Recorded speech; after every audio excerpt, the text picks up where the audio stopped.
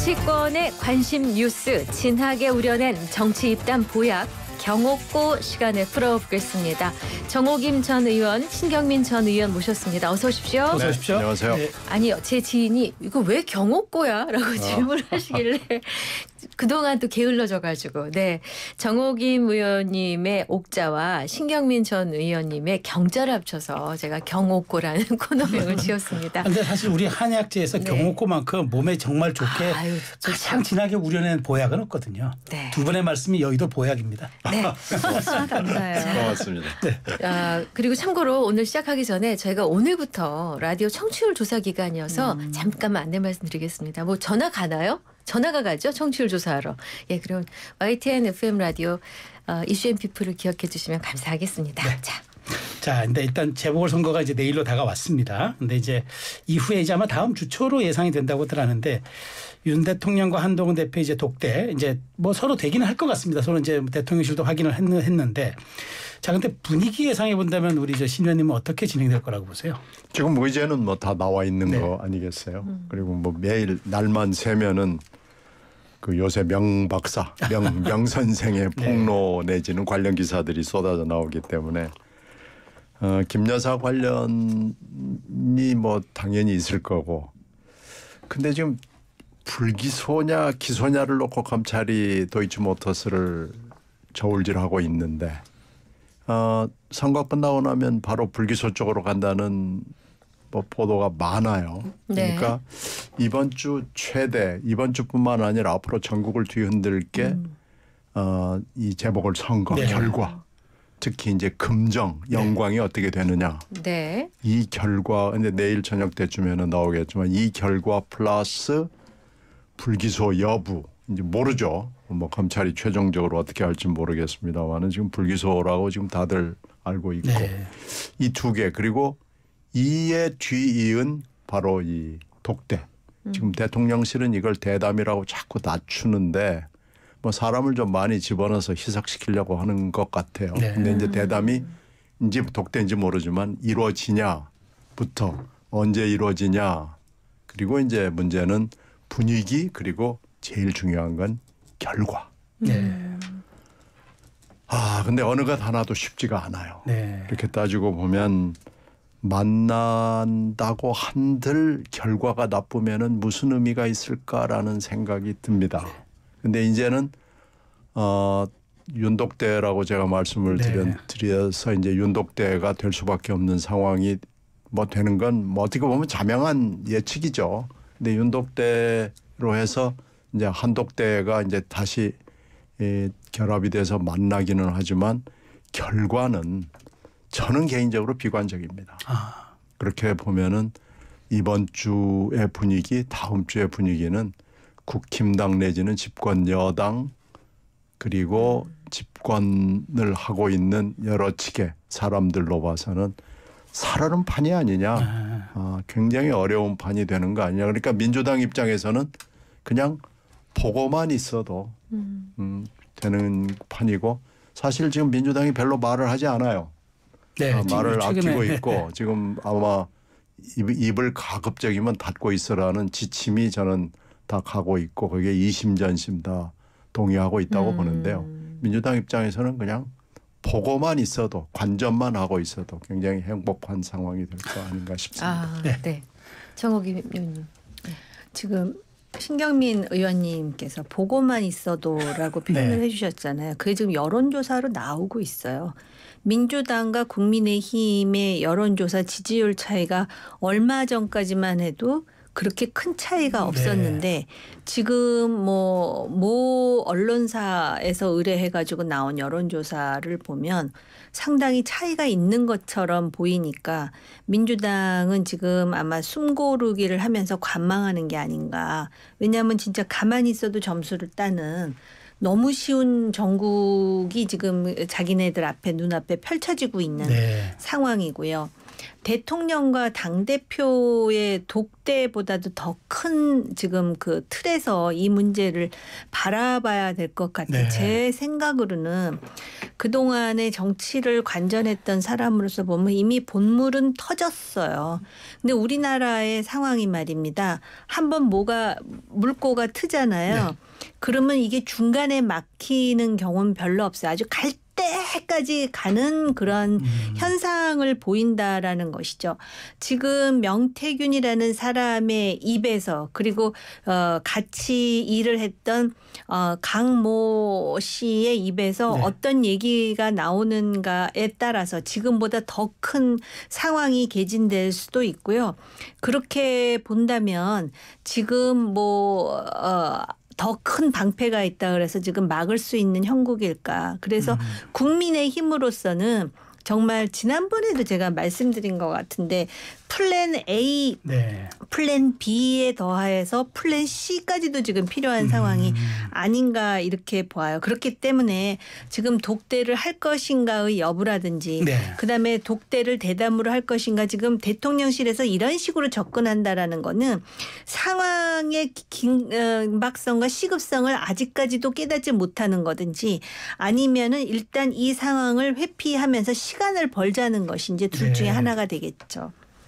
자, 근데 이제 지금 사실 대통령실의 입장에서는 이제 오늘 뭐 잠깐 입장은 나오고 있는 것 같은데 한동훈 대표가 그러면 신 의원님 만나면은 그러니까 대통령과의 이제 독대에서 뭐 면담이든 간에 이제 어느 선까지 아마 그러면은 이제 좀 대통령실의 입장을 좀 요구를 할 것 같습니까? 지금 한동훈 대표가 공개적으로 몇 가지 얘기를 했잖아요. 네. 공식 일정 뭐 얘기 이제 그것도 그러니까 그것도 이제 지나간 것 같아요. 이제 그 정도가 아닌 것 같아요. 공개 일정 자제해달라. 네, 이게 그 정도가 아니고 뭐 제2비서실이다, 뭐 특별감찰관이다 이런 얘기도 이제 다 지나간 거 아닌가 싶어요. 지금 명태균 씨가 조금 전에 오전에 오빠 문자를 내놨잖아요. 네. 이제 거기에 보면 뭐 그 오빠가 대통령을 지칭하는 것이 뭐 100% 확실한데 대통령실은 지금 뻘짓을 한 거죠. 친오빠를 지칭한다라고 지금 얘기를 했지만 하여튼 거기 보면 키워드가 오빠는 뭘 안다고 무식하고 철없다. 이게 이제 이 세 가지 워딩이 대통령을 평가하는 부인의 아주 진솔한 평가가 될 거거든요. 이렇게 되면 대통령이 대통령제에서 그만둘 수가 없잖아요. 그리고 대통령 부인도 그만둘 수가 없는 자리잖아요. 이렇게 따지면 그만두지 않는 상황에서 뭘 해야 될까를 고민하는 것이지 무슨 제2부속실을 만들어라, 공식 일정을 자제해라 이런 수준의 것 가지고는 국민들을 만족시킬 수가 없는 상황까지 지금 왔습니다. 네. 그러면 이 오늘 오전까지의 이 상황을 토대로 해서 내일 재보궐선거의 성적표를 받아들고 그리고 도이치모터스의 기소 여부 결정까지 받아들고 독대인지 대담인지 모르지만 이걸 만났을 때 한 대표가 요구해야 되는 것은 이건 뭐 거의 분명합니다. 네. 모든 거에서 모든 것을 그만둬야 됩니다. 모든 것을 그만두고 새로 시작하는 기분으로 하지 않으면 이제는 국민들 앞에 나서기도 쉽지 않을 겁니다. 근데 이제 당장 코앞에 재보궐선거가 있기 때문에 한동훈 대표의 이런 이야기들 또 세진 발언의 강도들 이런 것들이 실제 선거의 표심에 어떤 역할을 할 거라고 보십니까? 우리 정 의원님. 사실은 이제 그 독대가 네. 선거 전에 이루어져서 대표의 어떤 발언과 주장이 일정 정도 수용된다. 네. 그러면은 그것이 이제 선거 결과에 어떤 영향을 주었다 내지는 뭐 주지 않았다라고 말할 수 있는 근거가 있는데 일단 이런 상황에서 그냥 독대 그리고 지금은 독대를 할 건가 말 건가 이 독대라 그래 놓고 대담을 하는 거 아니야 뭐 이런 식의 얘기가 나오기 때문에 상당히 그 효과를 가늠하기가 쉽지 않고요.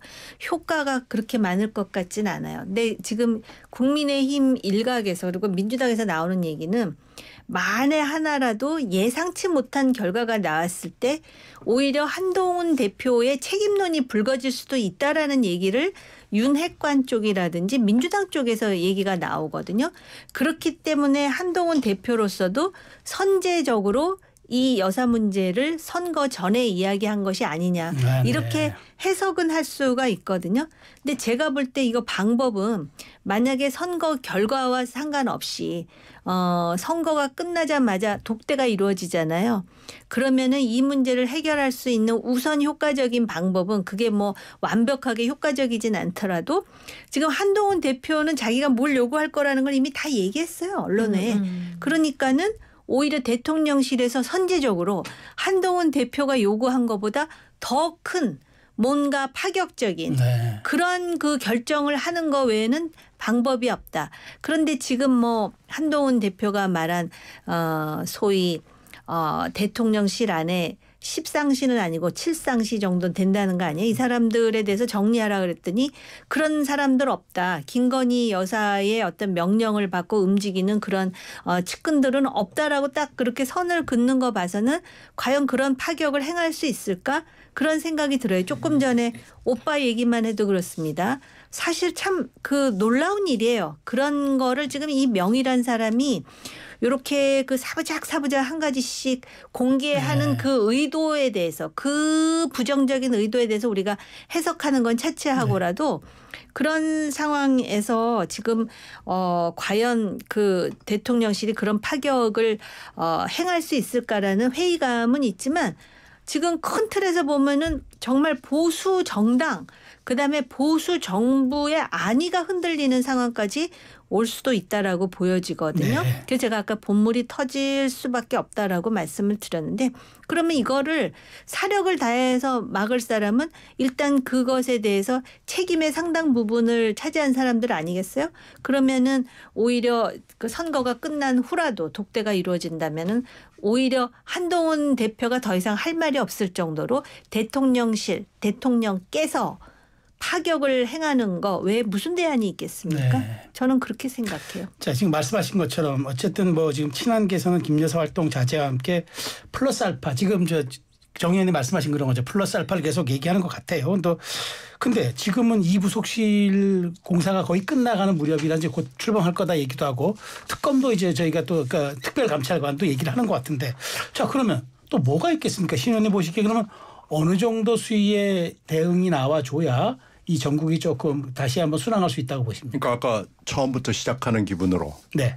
그리고 저기 정 의원 말씀은 깜짝 놀랄 수준의 뭐 이런 다 비슷하게 맥락이 닿는 거죠. 그러니까 그만둔다라는 것은 그건 있을 수 없는 일이기 때문에 그런 것만 빼놓고는 완전히 처음부터 새로 한다는 것이 지금 무슨 뭐 공식 일정을 자제하고 제2부속실 뭐 공사를 해서 제2부속실을 7명으로 꾸리고 그리고 그 청사 안에다가 만들고 층을 달리하고 이렇게 해가지고 국민들 마음이 아유 뭐 욕받네 잘하네 뭐 이렇게 될 것 같지가 않아요. 그러니까 지금 독대냐 대담이냐 하고 말장난할 때가 아닌 것 같아요. 그런데 지금 그러고 있거든요. 그리고 뭐 친오빠였다라는 식으로.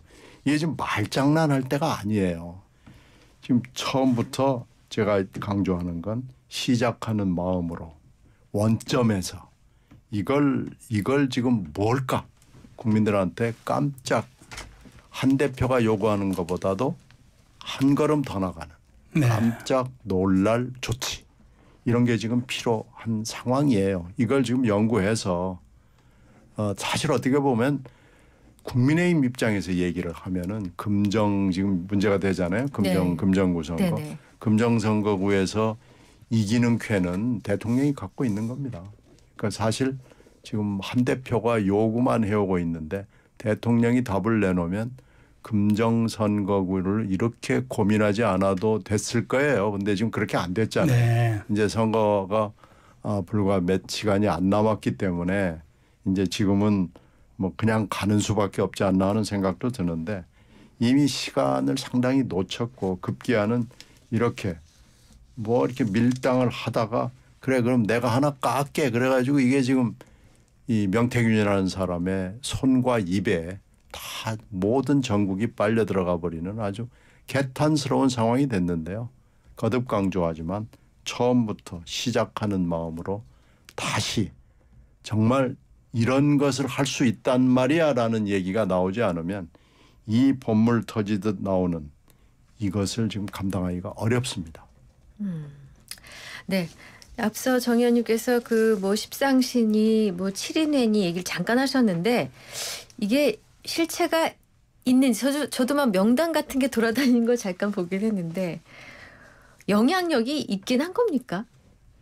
영향력이 있다고 주장을 하잖아요. 그리고 사실 이게 이렇게 공론화되는 데 있어서는 그 김대남이라는 사람이 녹취록에서 그러니까 사실은 그 이전부터 얘기를 다들 하고 있었어요. 그리고 그 대통령실과 전혀 아무 관계가 없는 저 같은 사람의 귀에도 이미 오래전에 다 들어왔던 얘기인데 그걸 공론화하게 된 계기는 역설적이지만 그 사람의 전화 녹취록 때문에 네. 그렇게 된 것이고 지금 어찌됐든 대통령 부인의 역할이 너무 비대하다. 역할을 누구도 부여한 바가 없는데 심지어는 어제 명이라는 사람의 전화 인터뷰를 보면은 이런 얘기해요. 누구에 대해서 비판하면서 그 사람 저 코바나 컨텐츠 가본 적 있대요. 물론 아크로비스타에는 갔었을지 모르지만 그러니까 아크로비스타라는 대통령의 사저보다도 코바나 컨텐츠라는 대통령 부인이 운영하는 기업에 또는 사업체에 갔다 온 사람이 더 그 대통령 가족 내지는 영부인과 가깝다. 그리고 거의 태반이 대통령 얘기는 거의 없어요. 네. 그러니까 이 사람의 인식 속에 이미 그런 얘기를 한다라는 것이 참 슬픈 이야기예요. 보수 지지자들의 입장에서는. 그렇기 때문에 요번에 이미 뭐 이름은 언급되지 않고 또 뭐 한동훈 대표는 상당히 그거를 이렇게 애둘러서 완곡하게 얘기를 하지만 지금 완곡하게 얘기할 정도의 여유도 저는 사실은 없다고 네. 봐요. 그리고 우리가 이미 경험이 있잖아요. 지금 아마 보수 지지층들 중에서 그 지지한다라고 하는 사람들 중에 상당수는 대통령이 모든 걸 잘해서 그리고 영부인이 잘못이 없다라고 생각해서가 아니에요. 이거를 그대로 놔두면은 의도하지 않게 지금 결함이 많은 사법 리스크에 지금 그 늪에 빠져 있는 이재명 대표의 판을 만들어줄 수 있다라고 하는 그런 위기의식을 갖고 있기 때문에 아직까지도 뭐 20% 남짓한 그 지지도가 있는 거거든요. 그렇게 본다면은 그 존재에 대해서 이미 뭐 다 돌아다니잖아요. 그러니까 사람 이름은 구체적으로 언급하지 않지만은 어느 부처의 어떤 비서관, 네. 어떤 행정관하고 얘기 다 나오잖아요. 그 사람들이 가까웠다라는 또 여러 가지 방증을 또 제시하는 사람들도 있거든요. 네. 상당히 조심스러운 얘기지만 아까 선제라는 표현을 했잖아요. 네. 선제적으로 이거를 정리하지 못하면 어떤 결과가 나오는지 우리가 봤잖아요. 네. 그런 알겠어요. 차원에서 말씀을 제가 드리는 거죠. 그거에서 하나 좀 설명을 드리면 네. 십상시 7인방 문제가 이제 언론에나 이쪽 여의도 쪽에서 리스트가 있다고 그러잖아요. 네. 네. 그 이 리스트가 돌아다니는 건 그건 사실이고요. 그게 맞냐 안 맞냐는 저는 잘 모르겠어요. 네. 그런데 아 이거 분명히 존재하는구나라는 것을 상당히 많은 사람들이 공감을 하고 알게 된 것은 사실은 총선 직후에 있었던 박영선, 양정철 중용설입니다. 총리하고 네. 비서실장 중용설인데 아 있었죠. 네. 예. 이게 하여튼 4월 총선 직후에 새벽에 기사가 나왔어요. 제가 정확하게 기억을 하는데 왜 그러냐면 그날 방송이 있어서 새벽에 나가다가 누구 전화를 받고 알았는데 5시 반 무렵에 TV조선에 이 기사가 실렸어요. 아하. 그런데 예. 그로부터 한 서너 시간 후에 YTN에 이 기사를 똑같은 기사가 나왔습니다. 네. 그런데 이제 대통령 이게 이제 첫 번째 어디에 몇 시에 나왔냐 하는 것이 굉장히 중요해요. 왜 그러냐면 이 문제가 되는 이분들이 그 매체하고 친하거든요. 네. 아 그래요? 네. 그 이제 그 보도 경위가 네. 그렇고 보도 경위보다 더 중요한 게 두 번째 네. 경위인데 고위 관계자가 용산 대통령실의 고위 관계자가 이 기사를 말도 안 되는 얘기라고 부인을 합니다. 아, 그런 건 없습니다라고 탁 그냥 한 칼로 잘라요. 그런데 조금 있다가 실무자급의 비서관이 아니다라고 반박을 해요. 그러니까 이게 보통의 위계 질서에서는 있을 수 없는 일이 벌어지는 거예요. 그래서 이 경위를 이제 다 파악을 해서 본 여의도 관계자들이 십상시인지 뭐 7인방인지 뭐 정확히 네. 모르지만 커밍아웃을 했다라고 봅니다. 네네. 아니 그럴 뿐만 아니라 조금 부연하자면 그리고 나서 이 카드는 살아있다 해가지고 그 박영선 그다음에 그 양정철 얘기를 그다음에도 계속 한다고요. 그러면서 네. 그다음에 살아있는데 참으로 불가피하다라는 얘기까지 나와요. 그리고 나서 그 다음 시점에서 또 어떤 일이 벌어지냐면은 그런 어떻게 보면 굉장히 경솔한 거잖아요. 비서관의 태도가. 그 비서관은 아직까지 일하고 있대요. 근데 거기서 고위 관계자가 비서실장이거든요. 네. 비서실장 정무수석은 어쨌든 다 그만뒀거든요. 네. 그러면은 그런 그 전후 관계로 볼 때 이건 도대체 누구 머리에서 나왔지? 그러면서 심지어는 이게 사실인지 아닌지 여부는 제가 검증할 수 없지만 그 이름이 오르내리는 국무총리 비서실장의 하마평에 언급되는 사람이 누구와 친하대더라. 네. 저부터 시작해서 별별 얘기가 다 나오거든요. 우리나라가 연줄 사회이기 때문에 소문이 다른 나라 정치권에 비해서 훨씬 빨라요. 그리고 또 상당 부분은 틀릴 수도 있지만 또 상당 부분은 맞거든요. 네. 알겠습니다. 자, 민주당에서는 윤석열 김건희 공동정부라고 했다가 이제는 김건희 윤석열 공동정부라고 얘기를 합니다. 좀 정치적 프레임으로 강하게 가는 분위기인데 이거 역풍 없을까요? 지금 말은 그렇게 하는데 생각보다 지금 관망하는 태도거든요. 지금 모든 게 자기네들한테 불리할 게 없다라고 생각을 하는 거예요. 네. 그러니까는 지금 민주당이 먼저 얘기했다기보다는 그런 빌미를 오히려 지금 계속 나오고 있잖아요. 명태균의 뭐 주장이라든지 뭐 여러 가지 상황이. 네. 그러다 보니까 이런 프레임이 맞지 않다라는 거를 선제적으로 보여줄 수 있는 고육책에 대해서 당장 사실 내일이 이제 투표를 하게 되면 결과가 나오는데 그 전에 나왔어야 되는 얘기를 우리가 지금 임박해서 어떻게 보면 사후 약방문 같은 얘기를 네. 하고 있는 거죠. 자, 근데 민주당에서 이제 그 최근에 좀 아까도 네. 말씀하신 민주당이 이제 침묵한다 얘기를 하는데 근데 이제 어제 최고위원회에서 나온 발언 보니까 뭐 공천 개입 이제 운운하면서 이제 그것도 탄핵 사유다는 얘기 나왔는데 그동안 사실 뭐 끌어내린다는 단어가 뭐 주어가 있니 없니 뭐 이런 얘기는 하긴 했습니다만은 민주당 지도부에서 탄핵이라는 단어가 나온 건 이번이 처음인 것 같은데 그럼 민주당은 지금 뭐 웨이트 앤 시 기다리고 지켜보겠다는 네. 게 입장이긴 하지만 탄핵 얘기하면서 법적으로는 또 신중하겠다는 건데 그럼 민주당의 속내는 도대체 어디에 있는 겁니까? 지금 현재 우리가 얘기했던 명태균 씨 관련 뭐 김대남 씨 관련 뭐 이런 것들이 사실은 정치적 탄핵으로는 필요하고도 충분한 조건을 다 갖춰가고 있습니다. 그런데 이게 이제 법률적으로 네.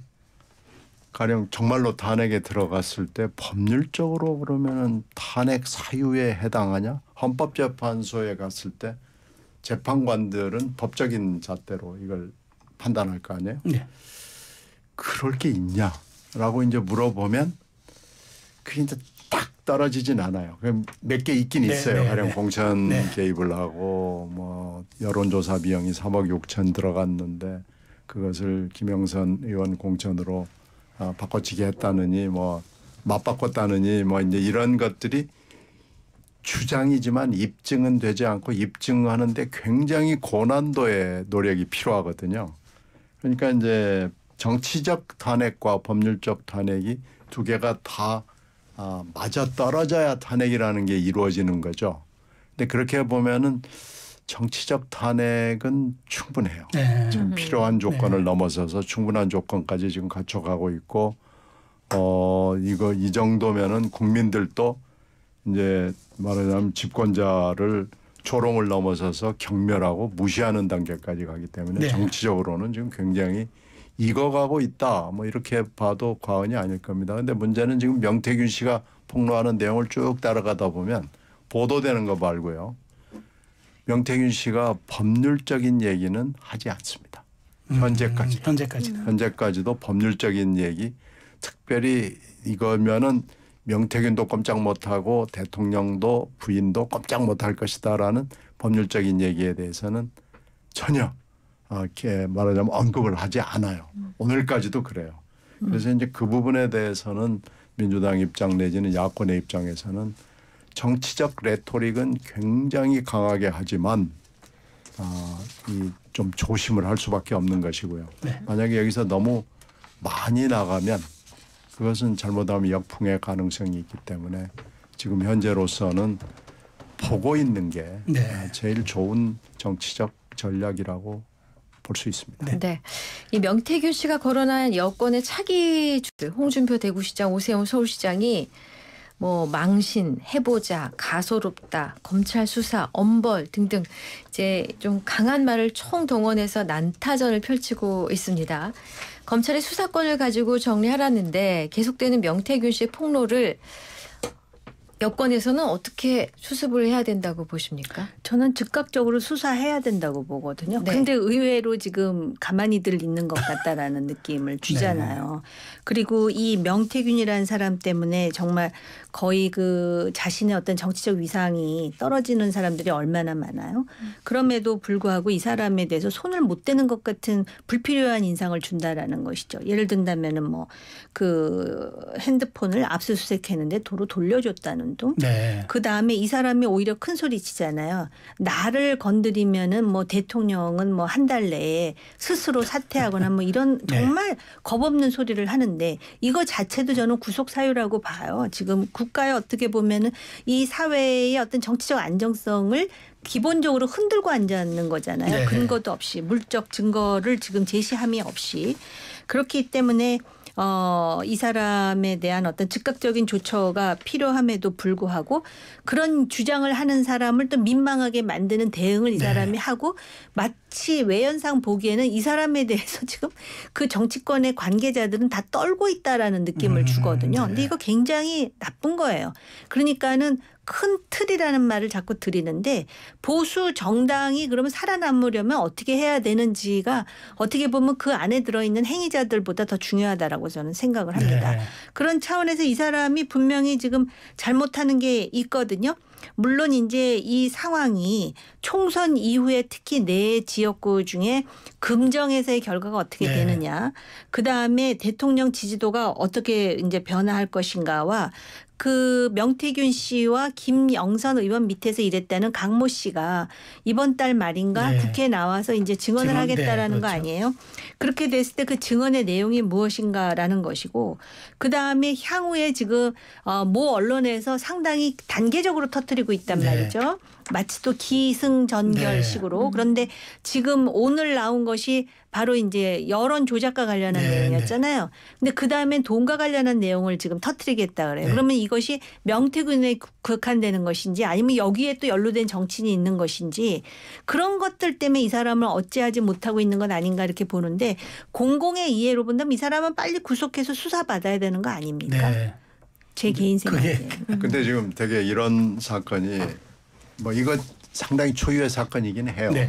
대통령하고 지금 폭로자가 맞짱을 뜨고 있는 이 황야의 결투 비슷한 뭐 이런 건데 이번 사건의 특징이 하나 있어요. 굉장히 지금 오래됐는데도 불구하고 뉴스토마토의 보도로부터 꽤 시간이 흘렀는데도 불구하고 용산이 별로 대응을 하지 않습니다. 대통령실이 조용합니다. 대응이라고 뭘 하나 내놨는데 완전히 거짓말로 드러나가지고 오히려 머쓱하게 됐잖아요. 안 하는 것만 못하게 됐고 지금 오늘 오빠 문자가 나와서 대응이 사실 두 번째 대응인데 이것도 좀 잘못한 대응이고. 그 문자의 시점은 대통령 후보 시절인가요? 그렇죠. 그렇죠. 그 경선 시점으로. 경선. 근데 하여튼 용산의 대응이 거의 없는 거나 마찬가지다. 그리고 내놓은 것도 별로 신통치 않다라는 게 하나 이번 사건의 굉장히 중요한 특징 중에 하나고요. 또 하나는 검찰입니다. 되게 이런 사건이 비슷한 사건이 나면 검찰이 신속하게 들어와 가지고 그 문제의 인물을 독수리가 새를 낚아채듯이 딱 잡아채갑니다. 그래서 더 이상 입을 열지 못하도록 하는 그런 효과도 있고요. 겁도 주는 효과도 있는데 이번에는 그렇지 않아요. 이번에는 검찰이 압수수색을 했다고는 하는데 뭐 이상해요. 압수수색을 진짜 한 건가라는 생각도 들고 지금 수사의 주체는 창원지검입니다마는 이 사안의 중대성으로 봐서 또 관련되는 사람들이 굉장히 전국적으로 지금 흩어져 있잖아요. 이런 걸로 봐서 저는 창원지검이 계속 수사를 하는 것은 일단 맞아 보이지가 않습니다. 그래서 뭐 누군가 하여튼 수사의 주체도 새로 정리를 해줘야 되는 게 있는데요.